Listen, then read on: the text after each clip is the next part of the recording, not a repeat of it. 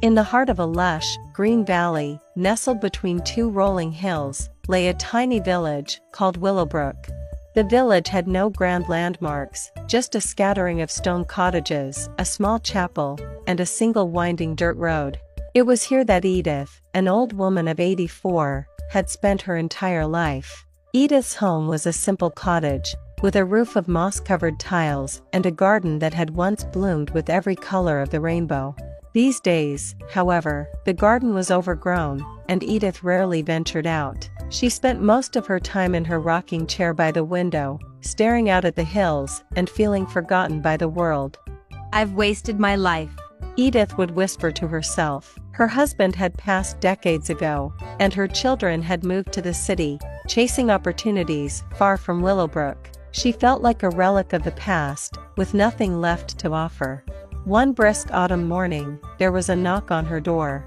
Startled, Edith shuffled over to open it and found a young girl standing there, clutching a basket of apples. "Hello, Mrs. Edith." The girl chirped. "I'm Clara. My family just moved here. My mom said to bring you these apples and to ask if you could tell us about the best way to store them for winter." Edith blinked, taken aback. "Why would I know about that?" "Mom said you're the wisest person in the village," Clara said matter-of-factly. Edith laughed for the first time in months. "Wise, am I? Well, come in, child. Let's see what we can do with those apples." Over the next hour, Edith showed Clara how to sort the apples, how to wrap them in paper to keep them fresh, and how to make a simple spiced preserve. As they worked, Edith found herself telling stories from her youth, of the harvest festivals, the dances in the village square, and the days when her garden had been the envy of Willowbrook. When Clara left with her basket, Edith felt something stir within her. That evening, as she looked out at the hills, she decided she would tidy up her garden the next day. Word spread quickly about Edith's wisdom. Soon, villagers began stopping by to ask for her advice, on everything from baking, to planting to mending clothes. Edith found herself teaching the children how to sew buttons, showing young mothers how to make remedies from herbs, and sharing tales of the village's history with anyone who would listen. The garden, once neglected, bloomed again under Edith's care. She planted daisies, marigolds, and lavender, filling the air with color and fragrance.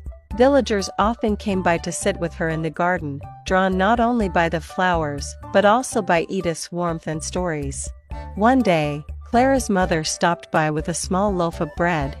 "Edith, you brought so much life back to this village," she said. "We all thought you'd given up, but you've reminded us of what makes Willowbrook special." Edith smiled, her eyes misty. "I thought my life was over. I thought I had nothing left to give, but you've all shown me otherwise." As the seasons changed, Edith's home became the heart of the village. Children played in her garden, young couples sought her blessings, and everyone came to her for a kind word or a bit of advice.